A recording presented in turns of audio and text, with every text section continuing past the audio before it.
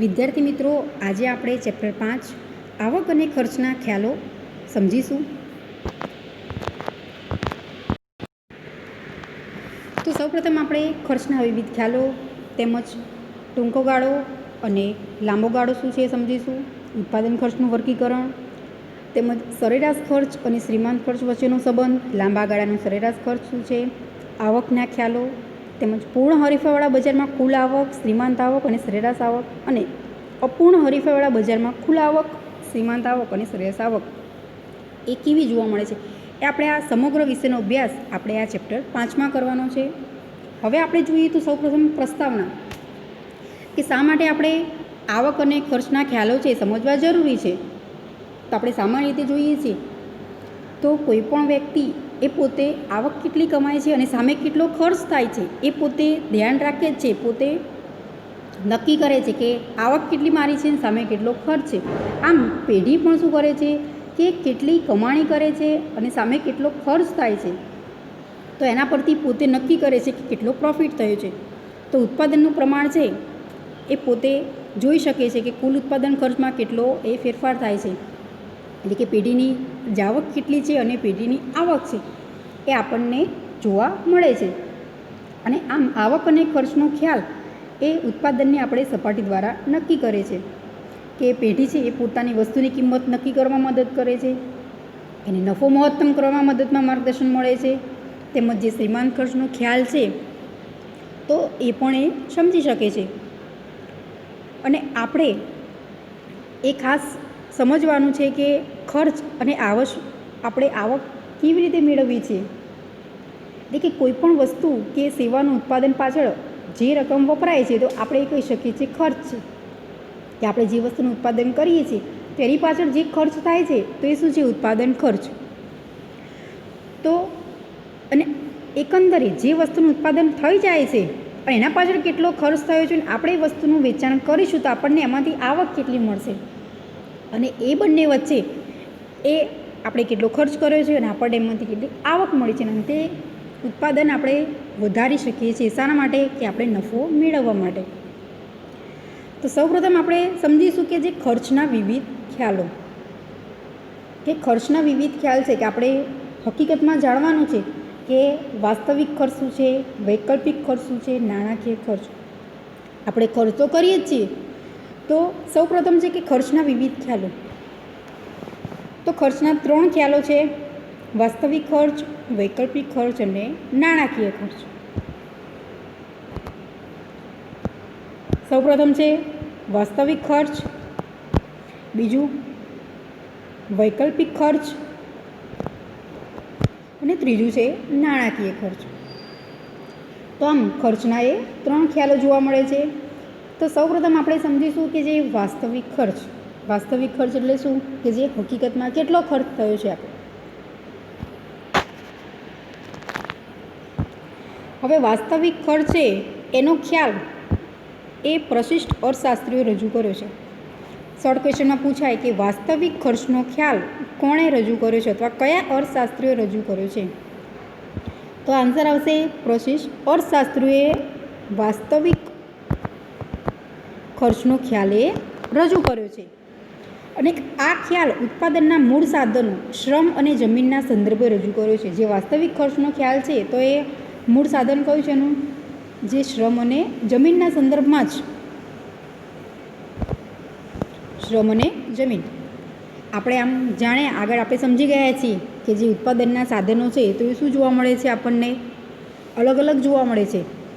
જે ઉત્પાદનના સાધનો છે એ આપણે આગળ ભણી ગયા છીએ ચેપ્ટર 2માં, કે જે કુલ ઉત્પાદનના જે 4 સાધનો જોવા મળે છે એમાંથી 2 સાધનોનો અમને અહીં વાસ્તવિક ખર્ચમાં સમાવેશ કર્યો, શ્રમ અને જમીન. આમ ઉત્પાદનના જે સાધનો છે એ જમીન, શ્રમ, મૂડી અને નિયોજક છે. ઉત્પાદનના કુલ કેટલા સાધનો છે? તો 4 છે: જમીન, મૂડી, શ્રમ અને નિયોજક. આમ ઉત્પાદનના 4 સાધનોમાંથી અહીં પ્રશિષ્ટ અર્થશાસ્ત્રીઓએ ઉત્પાદનના જે 2 સાધનોનો સમાવેશ કર્યો છે, જે શ્રમ છે અને જમીન, એના સંદર્ભમાં જ આ ખ્યાલ પોતે શું કર્યો છે, રજૂ કર્યો છે.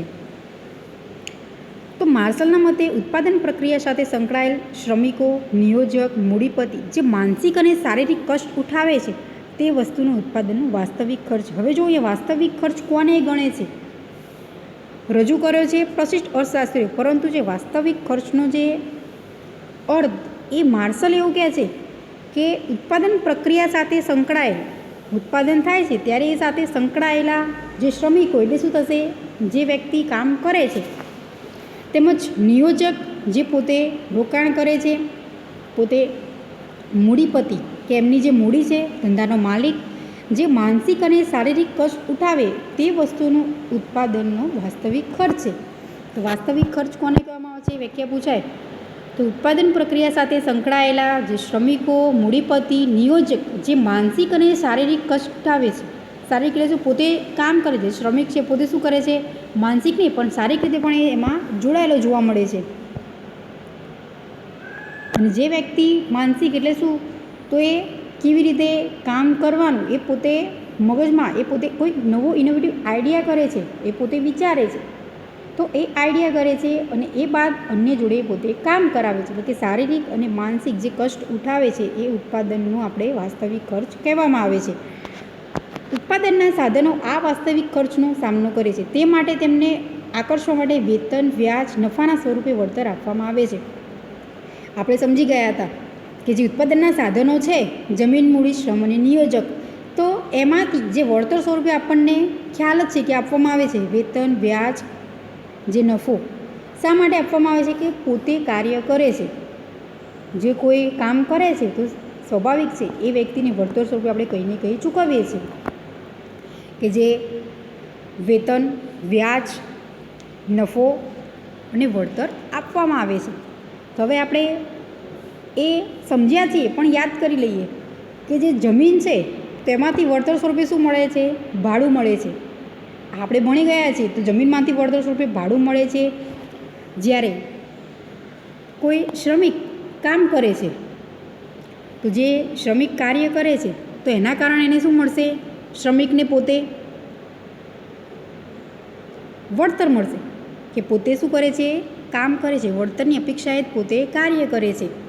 જ્યારે મૂડીપતિ છે એટલે પોતે શું કરે છે, મૂડીનું એ રોકાણ કરે છે. તો રોકાણ કરે છે તો આપણે ઇન્વેસ્ટ કરીએ છીએ તો સામે શું મળશે આપણને, વ્યાજ. કે જે મૂડી જે ઉત્પાદનનું સાધન છે તેમાંથી વળતર સ્વરૂપે વ્યાજ મળે છે. અને જે નિયોજક છે કે ધંધાનો એ માલિક છે તો એને વળતર સ્વરૂપે શું મળશે, નફો મળશે. આમ જે ઉત્પાદનના સાધનો છે તો એ કંઈ ના કંઈ વળતર સ્વરૂપે એમને આપણે આપવામાં આવે છે અને એ આ વાસ્તવિક ખર્ચનો પોતે શું કરે, સામનો કરતા જોવા મળે છે.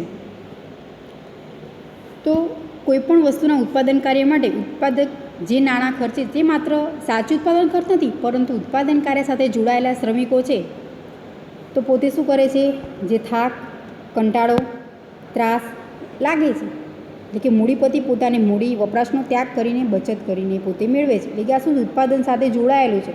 કોઈપણ શ્રમિક પોતે કાર્ય કરે છે તો એ વ્યક્તિ પોતે શું કરે છે, એને થાક લાગશે, કંટાળો લાગશે, તો આ એક સ્વાભાવિક આપણે જોઈ શકીએ છીએ. કામ એ પોતે કરે છે. જે નિયોજક છે તો એને શું છે, ધંધાની ચિંતા છે, એને કોઈ પણ પરિસ્થિતિ આવે તેનો સામનો કરવો પડે છે. તો આ બધા જ ખર્ચ છે એ વાસ્તવિક ખર્ચમાં એનો સમાવેશ કરવામાં આવે છે. અને વાસ્તવિક ખર્ચને નાણાંના સ્વરૂપમાં રજૂ કરી શકાતું નથી. તેથી વાસ્તવિક ખર્ચને બિન નાણાકીય ખર્ચ પણ કહેવામાં આવે છે. નાણાકીય ખર્ચમાં આપણે શું કરી શકીએ છીએ, એનો સમાવેશ નથી કરી શકતા. એટલે કે બિન નાણાકીય ખર્ચ તરીકે આપણે એને વાસ્તવિક ખર્ચને કહી શકીએ છીએ. હવે વાસ્તવિક ખર્ચ છે પરંતુ એની પણ કેટલીક મુશ્કેલીઓ જોવા મળે છે. આપણે વાસ્તવિક ખર્ચ સમજ્યા કે જે શ્રમિક, નિયોજક, મૂડીપતિ જે પોતે શારીરિક અને માનસિક કષ્ટ ઉઠાવે છે તે વાસ્તવિક ખર્ચ છે. પણ એમાં પણ કેટલી વખત મુશ્કેલીઓ જોવા મળે છે. તો એ કઈ મુશ્કેલીઓ છે, તો સૌપ્રથમ વાસ્તવિક ખર્ચમાં જે થાક, કંટાળો, કષ્ટ, ત્યાગ, ચિંતાનો સમાવેશ થાય છે. જે મનોવૈજ્ઞાનિક આપણે કહી શકીએ. શું જોવા મળે છે, વાસ્તવિક ખર્ચમાં કોઈ શ્રમિક કામ કરે છે તો હકીકતમાં જો એની તબિયત નથી સારી હોતી તો એ સમય દરમિયાન એ પોતે શું કરી શકે, કાર્ય કરી શકતો નથી. કેમ કે એને જો નથી તબિયત સારી તો પોતે કામ નહીં કરી શકે, અથવા તેને કંટાળો આવે છે તો પોતે કાર્ય નથી કરી શકતો. તો આ એક વાસ્તવિક ખર્ચમાં આપણે સમાવેશ કરી શકીએ છીએ. તો વાસ્તવિક ખર્ચમાં જે થાક, કંટાળો, કષ્ટ, ત્યાગ, ચિંતાનો સમાવેશ થાય. જે મનોવૈજ્ઞાનિક બાબતો છે તેનું માપન કરી શકાતું નથી. આપણે એને માપી શકીએ છીએ ના, એનું આપણે માપન કરી શકતા નથી. તેમજ કારખાનામાંથી નીકળતો ધુમાડો આસપાસના લોકોના સ્વાસ્થ્ય પર વિપરીત અસર કરી શકે છે. તો આ પણ શું છે, એક પ્રકારનું જે આપણે એ વસ્તુનું માપી શકતા નથી. સામાજિક દ્રષ્ટિએ ખર્ચ છે પણ તેની માપન કરી શકાય. હવે આપણે એવું કહી શકીએ કે કોઈ વ્યક્તિને કેટલો થાક લાગ્યો છે, કેટલો કંટાળો લાગ્યો છે, એની કેટલી ચિંતા છે, કેટલા ડિપ્રેશનમાં છે, આપણે જાણી શકતા નથી.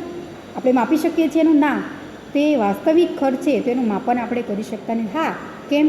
તો એ વ્યક્તિ એની સાથે જોડાયેલો છે માટે આપણે કહી શકીએ કે જો ઉત્પાદન કાર્ય કરે છે એ વ્યક્તિ પોતે, તો એ શ્રમિક છે એને જે થાક લાગે છે, કંટાળો છે, જે વપરાશનો ત્યાગ કરે છે, બચત કરીને પોતે મેળવે છે.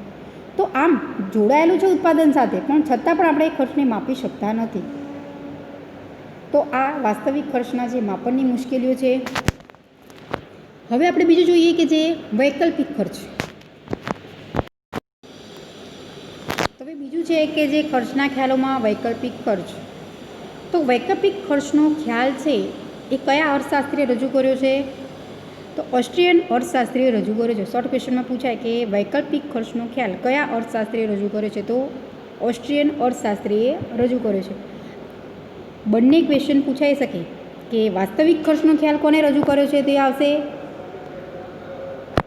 પ્રશિષ્ટ અર્થશાસ્ત્રીએ, અને વૈકલ્પિક ખર્ચનો ખ્યાલ છે એ ઓસ્ટ્રેલિયન અર્થશાસ્ત્રીએ રજૂ કર્યો છે.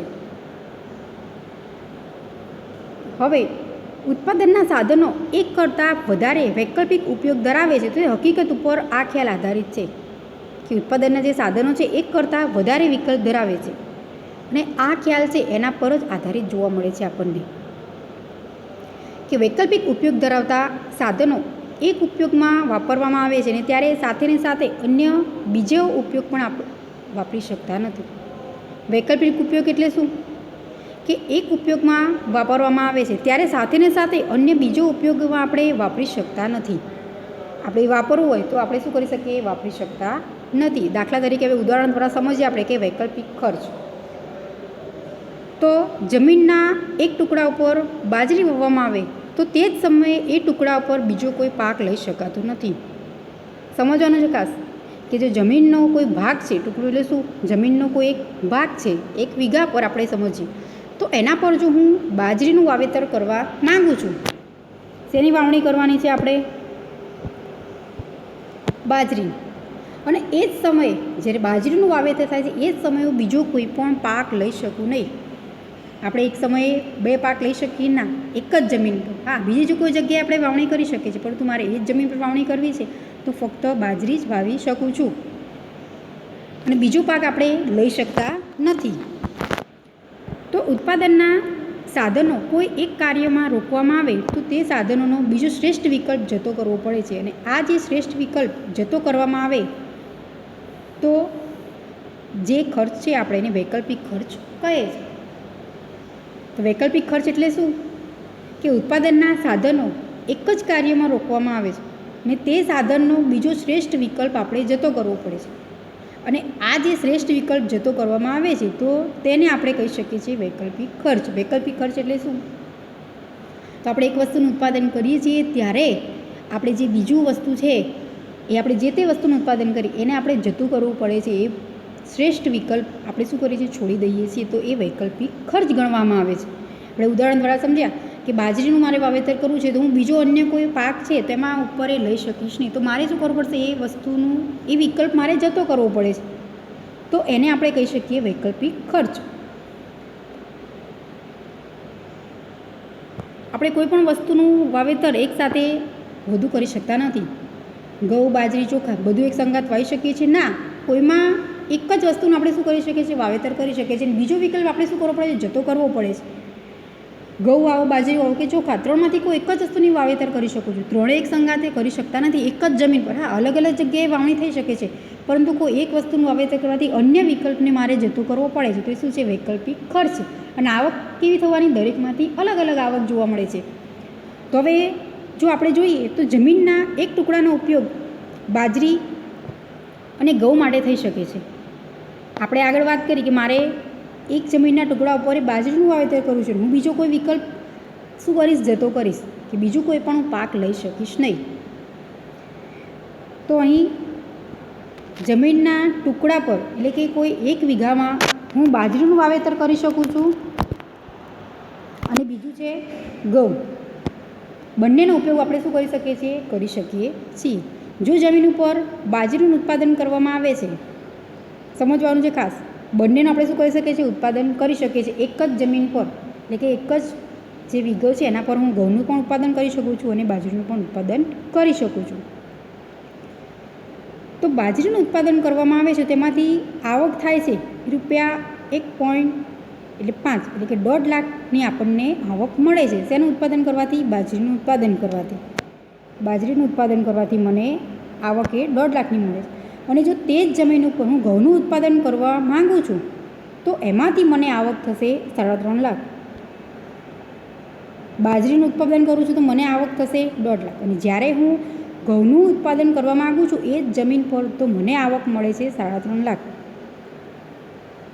તો આમ ખેડૂત જો લાભની દ્રષ્ટિએ વિચારે છે પોતે, તો બાજરીનું ઉત્પાદન જતું કરશે અને ઘઉંનું ઉત્પાદન કરશે, જેથી એને 3.5 લાખ એ મેળવી શકે. આમ બાજરી કરતાં વધારે આવક મળે છે. ઘઉંમાંથી આવક કેવી મળે છે? વધારે મળે છે. એટલે કે એકંદરે બાજરી છે એને શું કરશું? આપણે વિકલ્પે આપણે જતો કરીશું. કેમ? તો આપણને એમાંથી આવક ઓછી મળે છે. આપણને જેમાંથી આવક વધુ મળે છે એ વસ્તુનું હું શું કરીશ? વાવેતર કરીશ. તો આપણે બીજો વિકલ્પ છે એ શું કરશું? જતો કરીશું. કે સારી આવક મળે છે એ જ વસ્તુનું આપણે વાવેતર કરીશું, જેમાંથી જે શ્રમિક પોતે વાવણી કરે છે તેમાંથી આવક એની વધુ મળે. અહીં જો બાજરીનું ઉત્પાદન કરે છે એ જ ટુકડા પર, તો એને ઘઉંનું ઉત્પાદન થઈ શકતું નથી. બે એક સાથે ના થઈ શકે. એટલે આપણે ઓપ્શન આપણે વિચારવાનું છે કઈ વસ્તુનું ઉત્પાદન કરું. એટલે હું જો બાજરીનું ઉત્પાદન કરીશ તો મને 1.5 લાખની આવક મળે છે, જ્યારે ઘઉંનું કરું છું ઉત્પાદન તો મને 3.5 લાખની આવક મળે છે. એટલે કે બાજરીનું ઉત્પાદન છે જતું કરીશું. આપણે શું કરીશું? એ વસ્તુને આપણે જે શ્રેષ્ઠ વિકલ્પ છે એને હું જતો કરીશ અને એના બદલે હું ઘઉંનું વાવેતર કરીશ, કે જેથી મને 3.5 લાખની આવક મળી શકે છે. બાજરી કરતાં આપણને ઘઉંમાંથી વધુ આવક મળે છે. તો આમ આપણે આ કહી શકીએ છીએ કે વૈકલ્પિક ખર્ચ, કે બંનેમાંથી કોઈ એક વસ્તુનું જ ઉત્પાદન કરી શકે એક જ જમીન પર. જે બીજો શ્રેષ્ઠ વિકલ્પ એ જતો કરવો પડે છે આપણને, તો આપણે એને કહી શકીએ વૈકલ્પિક ખર્ચ. તો હવે વૈકલ્પિક ખર્ચના માપનની મુશ્કેલીઓ જોવા મળે છે. જેમ આપણે વાસ્તવિક ખર્ચની સમજ્યા, તો એમ વૈકલ્પિક ખર્ચ છે એની પણ માપનની જે મુશ્કેલીઓ છે. તો હવે માપનની મુશ્કેલીઓ છે આપણે જોઈએ.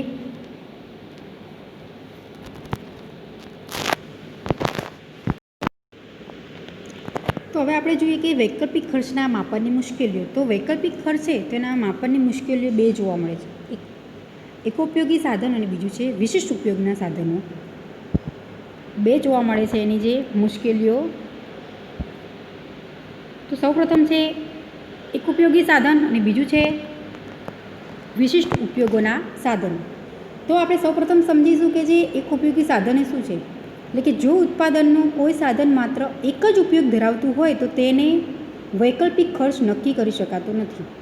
ખાસ સમજવાનું છે કે આપણે વૈકલ્પિક ખર્ચ તો આપણે સમજી ગયા કે એક વસ્તુનું આપણે ઉત્પાદન કરીએ છીએ તો બીજો આપણે જે શ્રેષ્ઠ વિકલ્પ જતો કરવો પડે છે, તો એ શું છે? વૈકલ્પિક ખર્ચ છે. તો હવે જો કોઈ વસ્તુનું ઉત્પાદન આપણે કરીએ છીએ તો એક સાધન માત્ર એક જ ઉપયોગ ધરાવતું હોય તો તેનું વૈકલ્પિક ખર્ચ નક્કી કરી શકાતું નથી. દાખલા તરીકે ઘાસના મેદાન, જે ઘાસ સિવાય બીજું કશું જ ઉગી શકતું નથી, તો અહીં વૈકલ્પિક ખર્ચ છે જ નહીં. કેમ કે આપણે એક જગ્યાએ કોઈ એક જ વસ્તુનું ઉત્પાદન કરી શકીએ છીએ, કે ઉત્પાદનનું સાધન માત્ર કેવું છે? એક જ ઉપયોગ ધરાવે છે. અન્ય કોઈ વસ્તુનું આપણે વાવેતર કરી શકતા નથી. તો આપણે કહી શકીએ કે જે ઘાસના મેદાનો, તો તે ઘાસ સિવાય બીજું કશું જ ઉગી શકતું નથી. તો આ શું છે? તો આપણે અહીંયા કહી જ ના શકીએ કે વૈકલ્પિક ખર્ચ બીજો છે. કેમ? આપણે કોઈ બીજું ઓપ્શન છે છોડવું પડતું જ નથી. એવી રીતે હું કહું કે કોઈ જગ્યાએ જે પર્ટિક્યુલર છે કે જમીનનું ત્યાં વાવેતર એના સિવાય કોઈ થઈ શકતું નથી. દાખલા તરીકે જે ચીકણી માટી છે તો ત્યાં ફક્ત મગફળીનું જ વાવેતર આપણે કરી શકીએ છીએ. તો ત્યાં મારે બીજું કોઈ ઘઉંનું વાવેતર કરવું છે, ચોખાનું, તો ત્યાં કરી શકતી નથી. તો વૈકલ્પિક ખર્ચ આપણને જોવા મળતો જ નથી. કેમ કે એ સાધન આપણને કેવું છે? એક ઉપયોગી છે, કે અન્ય આપણે કોઈ વસ્તુ ત્યાં વાવેતર કરી જ શકતા નથી. તો ત્યાં વૈકલ્પિક ખર્ચ મને નથી જોવા મળતો. તો હવે આપણે બીજું જોઈએ કે જે વિશિષ્ટ ઉપયોગના જે સાધનો છે, તો એમાં પણ વૈકલ્પિક ખર્ચ છે એની જે માપનની આપણને મુશ્કેલી જોવા મળે છે. વિશિષ્ટ ઉપયોગોના સાધનો છે ત્યાં.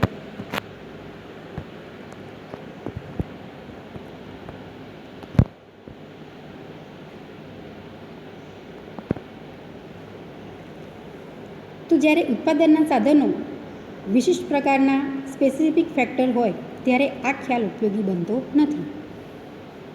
એટલે કે આવા વિશિષ્ટ ઉપયોગોવાળા સાધનોનું વળતર તેના વૈકલ્પિક ખર્ચના આધારે નહીં, પરંતુ તે સાધનોની માંગને આધારે નક્કી થાય છે.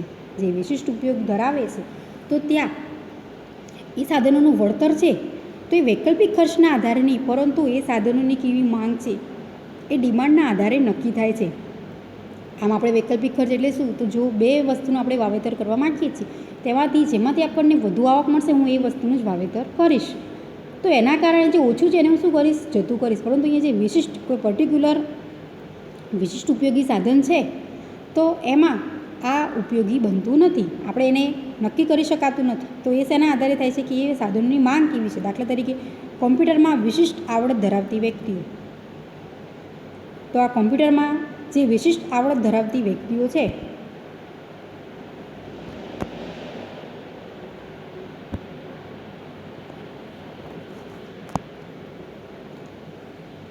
તો આપણે કહી શકીએ છીએ તો આનું આપણે માપન કરી શકીએ છીએ? ના, આપણે માપન કરી શકતા નથી. કોઈ ટેકનોલોજીમાં માહિતગાર વ્યક્તિ છે તો એ પોતે કેવી માર્કેટમાં એ વસ્તુની એ સાધનોની કેવી માંગ છે એના આધારે પોતે શું કરે છે એ ખર્ચ જોવા મળે છે. એવી જ રીતે આપણે કહી શકીએ કે કોઈ એન્જિનિયર છે તો એનો ઉપયોગ એ પોતે શું કરે છે એ જોવા મળે છે કે એની પાસે જે વસ્તુનું જ્ઞાન છે એને શું કરે છે, પોતાની એ આવડત છે, એની પાસે કલા છે, એ પોતે કંઈક વિશિષ્ટ જ્ઞાન આવડત ધરાવે છે, એ જો અન્ય કોઈ વ્યક્તિ પાસે જોવા નથી મળતી તો આપણે એ ખર્ચ થઈ શકતો નથી. આપણે કોઈ પણ કામ છે તો એ વ્યક્તિ પાસે જ કરાવીશું.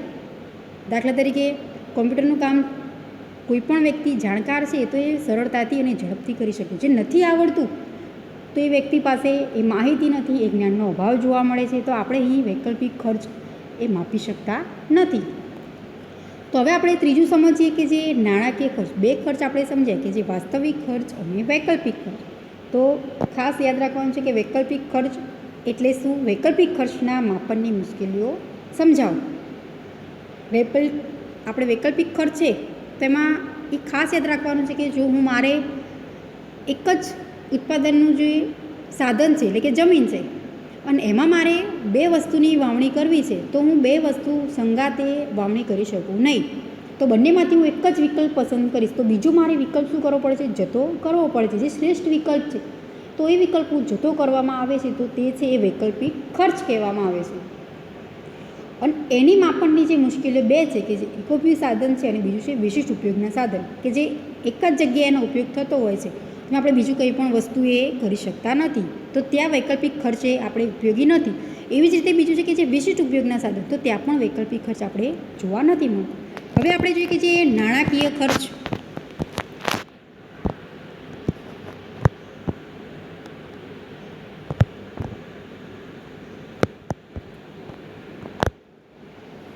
તો આર્થિક વિશ્લેષણ, ઉત્પાદનનો નિર્ણય અને કિંમત નિર્ધારણમાં નાણાકીય ખર્ચનો ખ્યાલ ઉપયોગી બને છે. નાણાકીય ખર્ચનો ખ્યાલ ક્યાં ઉપયોગી બને છે? તો આર્થિક વિશ્લેષણમાં, ઉત્પાદનનો નિર્ણયમાં અને કિંમત નિર્ધારણમાં નાણાકીય ખર્ચનો ખ્યાલ છે એ ઉપયોગી જોવા મળે છે. કેમ? તો વાસ્તવિક ખર્ચ અને વૈકલ્પિક ખર્ચના ખ્યાલ અનેક મર્યાદાઓ ધરાવે છે. નાણાકીય ખર્ચનો જે ખ્યાલ છે એ ક્યારે જોવા મળ્યો? કે જે આપણે સમજ્યા કે જે વૈકલ્પિક ખર્ચ છે તેમજ જે વાસ્તવિક ખર્ચ હકીકતમાં આપણને જોવા મળે છે પરંતુ એની કેટલીક મર્યાદાઓ છે તો એના કારણે નાણાકીય ખર્ચ છે એ આપણને જોવા મળે છે. મર્યાદાઓના કારણે કયા ખર્ચની? તો વાસ્તવિક ખર્ચ અને વૈકલ્પિક ખર્ચ છે એની મર્યાદાના કારણે નાણાકીય ખર્ચ એ આપણને જોવા મળે છે. એટલે કે આમ વ્યવહારમાં તેનો ઉપયોગ થઈ શકતો નથી. આ મર્યાદાઓ ધરાવે છે તેથી વ્યવહારમાં તેમનો ઉપયોગ એ વધારે થઈ શકતો નથી. ઉત્પાદન ખર્ચ નાણાંમાં વ્યક્ત થાય છે તેથી આપણે પણ કહી શકીએ કે નાણાકીય ખર્ચનો ખ્યાલ એ ઉપયોગી છે. શા માટે? તો મહત્તમ નફાનો ઉદ્દેશ રાખતો ઉત્પાદક ઓછા ખર્ચે ઉત્પાદન કરી અને તે વસ્તુના વેચાણમાંથી મળતી આવકને મહત્તમ બનાવવાનો પ્રયાસ કરતો હોય છે તો ઉત્પાદન પ્રક્રિયામાં નાણાંના સ્વરૂપમાં જે ખર્ચાઓ થયા હોય તો તેને નાણાકીય ખર્ચ કહેવામાં આવે છે. સમજવાનું છે કે મહત્તમ નફાનો ઉદ્દેશ રાખતો ઉત્પાદક કોઈ પણ જે ઉદ્યોગપતિ છે એ ધંધો કરે છે તો એનો હેતુ શું હોય છે? મહત્તમ નફાનો ઉદ્દેશ એટલે હેતુ રાખતો હોય છે ઉત્પાદક પોતે અને ઓછો ખર્ચ કરે છે. પોતે ઓછા ખર્ચે ઉત્પાદન કરે છે અને તે વસ્તુના વેચાણમાંથી મળતી આવકને મહત્તમ બનાવવાનો પ્રયાસ, જે વસ્તુનું ઉત્પાદન કરે છે તેમાં ખર્ચ પોતે ઓછો કરે છે અને વસ્તુના વેચાણમાંથી મળતી આવકને મહત્તમ બનાવવાનો એ પ્રયાસ કરતો હોય છે. અને આ ઉત્પાદન પ્રક્રિયામાં જે નાણાં સ્વરૂપમાં જે ખર્ચા થયા હોય છે તો તેને નાણાકીય ખર્ચ કહેવામાં આવે છે. નાણાકીય ખર્ચ કોને કહી શકીએ છીએ આપણે? ફરીથી હું કહું તો જે તે ઉત્પાદક કે પેઢી પોતે વસ્તુનું ઉત્પાદન કરે છે કે એવા ઓછા ખર્ચે, અને જે વસ્તુનું ઉત્પાદન કરે છે તો એ વસ્તુના વેચાણમાંથી મળતી આવકને મહત્તમ બનાવવાનો પોતે પ્રયાસ કરે છે. અને આ ઉત્પાદન પ્રક્રિયામાં જે નાણાં સ્વરૂપમાં જે ખર્ચા થયા છે તો એ નાણાકીય ખર્ચ છે. ટૂંકમાં કેવું હોય કે નાણાકીય ખર્ચ એટલે શું? તો ઉત્પાદન પ્રક્રિયામાં જે ખર્ચ નાણાં સ્વરૂપે થયા છે તો એ નાણાકીય ખર્ચ છે. ફરીથી વ્યાખ્યા કહું, નાણાકીય ખર્ચ એટલે શું? કે કોઈ પણ પેઢી કે કોઈ ઉત્પાદક જે ઉત્પાદન પ્રક્રિયામાં જે નાણાં સ્વરૂપમાં જે ખર્ચ કરે છે તો એ દરેક ખર્ચા એ નાણાકીય ખર્ચા છે. અને આપણે સ્વાભાવિક રીતે જાણીએ છીએ કે જ્યારે કોઈ પણ ઉદ્યોગપતિ પોતે ધંધો કરે છે તો એ અમુક ખર્ચ જોવા મળે જ છે આપણને, અને એના વગર કોઈ પણ વસ્તુનું ઉત્પાદન એ થઈ શકતું નથી. તો હવે આપણે સમજીએ ઉદાહરણ સ્વરૂપ કે કયા ખર્ચને આપણે નાણાકીય ખર્ચ કહી શકીએ છીએ. તો હવે આપણે નાણાકીય ખર્ચ છે તો એનું ઉદાહરણ જોઈએ તો આપણે કેવા ખર્ચને નાણાકીય ખર્ચ કહી શકીએ છીએ. દાખલા તરીકે ઘડિયાળ બનાવતી કંપની એ 500 નંગ ઘડિયાળનું ઉત્પાદન કરવા માગે છે. ખાસ સમજો કે જે ઘડિયાળ બનાવતી કંપની છે એ પોતે શું કરે છે? 500 નંગ ઘડિયાળ બનાવવાનું એ પોતે નક્કી કરે છે, ઉત્પાદન કરે છે. અને એમાંથી તો રૂપિયા 1 લાખ નાણાંના સ્વરૂપમાં ખર્ચ થયો હોય તો આ રૂપિયા 1 લાખ એ નાણાકીય ખર્ચ છે. જે કંપની જે ઉત્પાદન કરતી હોય છે કોઈ પણ હોય તો એ કંપની કેટલી વસ્તુનું ઉત્પાદન કરે છે અને સામે કેટલો ખર્ચ કરે છે. વસ્તુનું ઉત્પાદન તો કરે જ છે પોતે નંગ, તો અહીં 500 નંગ ઘડિયાળનું ઉત્પાદન કરવામાં આવે છે તો સામે ખર્ચ કે રૂપિયા 1 લાખ એ નાણાં સ્વરૂપમાં ખર્ચ કરે છે તો નાણાકીય ખર્ચ કેટલો થશે? જે આપણે કહી શકીએ તો નાણાકીય ખર્ચ જોવા મળે છે રૂપિયા 1 લાખ. એ શું છે? નાણાકીય ખર્ચ કહી શકીએ છીએ આપણે. તો આમ ખર્ચના 3 ખ્યાલો છે: વાસ્તવિક ખર્ચ, વૈકલ્પિક ખર્ચ અને નાણાકીય ખર્ચ. આમાંથી કોઈ પણ ખર્ચ વિશે પૂછાય. તો હવે આપણે જોઈએ કે જે ટૂંકો ગાળો અને લાંબો ગાળો. તો ટૂંકો ગાળો કોને કહી શકીએ અને લાંબો ગાળો કોને કહી શકીએ આપણે? કે સમયના આધારે ટૂંકા ગાળામાં નાણાકીય ખર્ચને રજૂ કરવામાં આવે છે. તો આપણે જે સ્થિર ખર્ચ અને અસ્થિર ખર્ચ એ બે સમજવાનું છે કે અમુક એવા ખર્ચાઓ છે કે જે કન્ટિન્યુઅસ, કે જે ઉત્પાદન વધે છે તો એ ખર્ચમાં વધારો જોવા મળે છે, ઉત્પાદન ઘટે છે તો એ ખર્ચમાં ઘટાડો જોવા મળે છે. અને અમુક એવા ખર્ચા છે કે જે ઉત્પાદનમાં વધારો થાય, ઘટાડો થાય છતાં પણ એ ખર્ચમાં કોઈ પણ પ્રકારનો ફેરફાર નથી જોવા મળતો. તો આપણે એને કહી શકીએ કે જે સ્થિર ખર્ચા. અને અસ્થિર ખર્ચા એટલે કે ઉત્પાદન વધવાની સાથે વધે, ઉત્પાદન ઘટવાની સાથે ઘટે છે તો આ છે અસ્થિર ખર્ચા. તો ટૂંકા ગાળે કેવા ખર્ચ થાય છે, લાંબા ગાળે કેવા ખર્ચ જોવા મળે છે એ આપણે સમજીએ. તો કાચો માલ, વધારાના શ્રમિકો, બળતણ, આ સાધનો જેનું પ્રમાણ ટૂંકા ગાળામાં બદલી શકાતું હોવાથી તેને અસ્થિર સાધનો કહી શકાય. તેમજ આ સાધનો પર થતા ખર્ચને અસ્થિર ખર્ચ કહેવામાં આવે છે. અસ્થિર ખર્ચ એટલે શું? કે જે આપણે શું કરી શકીએ છીએ, એમાં ફેરફાર કરી શકીએ છીએ. ઉત્પાદન વધારાની સાથે વધે, ઘટાડાની સાથે આપણે ઘટાડી શકીએ છીએ. તો કાચો માલ, વધારાના શ્રમિકો, બળતણ, આ સાધનો જેનું પ્રમાણ ટૂંકા ગાળામાં આપણે શું કરી શકીએ છીએ? બદલી શકાતું હોય છે તો એને આપણે કહી શકીએ કે અસ્થિર સાધન. અને આ સાધનો પર જે ખર્ચ થાય છે તો એ શું છે? અસ્થિર ખર્ચ. હવે સ્થિર ખર્ચ આપણે કોને કહી શકીએ અને સ્થિર સાધનો શું?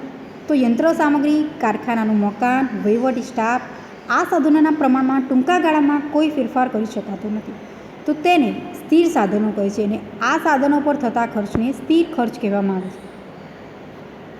અસ્થિર ખર્ચ અને સ્થિર ખર્ચ એટલે શું? તો સ્થિર ખર્ચ એટલે શું? કે જેમાં કોઈ પણ પ્રકારનો ફેરફાર ટૂંકા ગાળામાં આપણે કરી શકતા નથી. જે યંત્ર સામગ્રી, કારખાનાનું મકાન તેમજ વહીવટી સ્ટાફ, તો આ ખર્ચમાં આપણે ટૂંકા ગાળામાં કોઈ પણ ફેરફાર નથી કરી શકતા તો એ શું? સ્થિર સાધનો છે. અને સ્થિર સાધનો પર જે ખર્ચ થાય છે એ સ્થિર ખર્ચ તરીકે આપણે ઓળખી શકીએ છીએ. અસ્થિર ખર્ચ અને સ્થિર ખર્ચ. તો સ્થિર ખર્ચ એ શું છે? ટૂંકા ગાળામાં ફેરફાર થઈ શકતો નથી, જ્યારે અસ્થિર ખર્ચ છે એ ટૂંકા ગાળામાં આપણે ફેરફાર કરી શકીએ છીએ. તો હવે આપણે સૌપ્રથમ સમજશું કે જે ટૂંકો ગાળો એટલે શું. ક્વેશ્ચન પૂછાય કે ટૂંકો ગાળો એટલે શું, સમજાવો. જે લાંબો ગાળો એટલે શું એ પણ ક્વેશ્ચન પૂછાઈ શકે છે. તો સૌપ્રથમ આપણે જોઈએ તો ટૂંકો ગાળો એટલે શું. સમયનો ટૂંકો ગાળો એટલે એવો ગાળો કે જે ગાળા દ્વારા પેઢીના કદમાં ફેરફાર કરી શકાતો નથી, પરંતુ તેના સ્થાપિત ઉત્પાદન શક્તિનો ઉપયોગ કરી ઉત્પાદન વધારી શકીએ છીએ. એટલે કે ટૂંકા ગાળામાં પેઢીમાં કેટલાક સાધનો સ્થિર હોય છે. ટૂંકો ગાળો એટલે શું જોવા મળે છે કે જે સમયનો ટૂંકો ગાળો આપણે કહી શકીએ છીએ કે એવો ગાળો કે જે ગાળામાં પેઢીના કદમાં ફેરફાર કરી શકાતો નથી. આપણે પેઢીના કદમાં કોઈપણ પ્રકારનો ફેરફાર ન કરી શકીએ, પરંતુ તેની સ્થાપિત ઉત્પાદન શક્તિનો ઉપયોગ કરી ઉત્પાદન આપણે વધારી શકીએ છીએ. કે પેઢીમાં જે આપણે ઉત્પાદન કરીએ છીએ, જે તે વસ્તુનો આપણે ધંધામાં પ્રોડક્શન કરીએ છીએ, તો એમાં ઉત્પાદનમાં આપણે વધારો કરી શકીએ છીએ. એટલે ટૂંકો ગાળો છે એ સમયનો એ છે કે જે દરમિયાન પેઢીના કેટલાક સાધનો આપણને સ્થિર જોવા મળે છે. આપણે અસ્થિર અને સ્થિર સાધનો જે જોઈ ગયા, તો એ ટૂંકા ગાળામાં શું છે, કેટલાક સાધનો કેવા જોવા મળે છે, આપણને સ્થિર જોવા મળે છે. જે કારખાનાનું મકાન છે, યંત્ર સામગ્રી, દાખલા તરીકે છે અહીંયા કે જે પ્લાન્ટ, યંત્ર સામગ્રી, કારખાનાનું મકાન વગેરે. આમ અસ્થિર સાધનો જેવા કે કાચો માલ, શ્રમિક, વીજળી વગેરેનું પ્રમાણ વધારીને કે ઘટાડીને ઉત્પાદનમાં વધારો કે ઘટાડો કરી શકીએ છીએ. ટૂંકા ગાળામાં આપણે શું નથી કરી શકતા? તો કેટલાક સાધનો છે એ સ્થિર જોવા મળે છે. આપણને પેઢીના કદમાં કોઈ પણ ફેરફાર આપણે કરી શકતા નથી, પરંતુ શેમાં ફેરફાર કરવાનો છે કે જેના દ્વારા આપણે ઉત્પાદન કરી શકીએ છીએ, કે જે અસ્થિર સાધનો છે. તો એમાં આપણે શું કરી શકીએ? વધારો કે ઘટાડો કરી શકીએ છીએ. જો ઉત્પાદન વધારીશું તો એ સાધનોમાં શું જોવા મળશે? આપણને વધારો જોવા મળશે. કયા સાધનોમાં? તો અસ્થિર. જો ઉત્પાદન વધશે તો જે શ્રમિકો છે એની માંગ કેવી થશે? આપણે વધારીશું. જે આપણા ઉદ્યોગમાં છે, જો 20 શ્રમિકો કામ કરે છે, જો ઉત્પાદન વધારવામાં આવશે તો આપણે બીજા 5 શ્રમિકો છે એને પણ આપણે શું કરીશું? એડ કરીશું. ટૂંકા ગાળામાં એ જોવા મળે છે. સ્થિર સાધનમાં કોઈ ફેરફાર નથી થતો, પરંતુ જે અસ્થિર સાધનો છે એને આપણે શું કરી શકીએ? વધારો કરી શકીએ. જો ઉત્પાદન વધે છે તો સાધનોનું પ્રમાણ વધશે, જો ઉત્પાદન ઘટશે તો એ સાધનોમાં આપણે શું કરીશું? ઘટાડો કરીશું. જો ઉત્પાદન નથી કરતા તો શ્રમિકોને આપણે શું કરીશું? કાર્ય પરથી છૂટા પણ કરી શકીએ છીએ. તો આમ ઉત્પાદન વધે છે તો શ્રમિકોને આપણે શું કરી શકીએ છીએ? કામ પર આપણે રોજગારી આપી પણ શકીએ. તો ટૂંકા ગાળામાં જે સ્થિર ખર્ચ નહીં, પરંતુ અસ્થિર ખર્ચ સાથે જે જોડાયેલો જોવા મળે છે કે એમાં વધારો ઘટાડો કરી અને આપણે ઉત્પાદનમાં વધારો ઘટાડો કરી શકીએ છીએ. હવે આપણે નેક્સ્ટ લેક્ચરમાં જોઈશું કે જે લાંબો ગાળો એટલે શું, ઉત્પાદન ખર્ચનું વર્ગીકરણ, કે એમાં જે સ્થિર ખર્ચ એટલે શું એ આપણે અભ્યાસ કરીશું.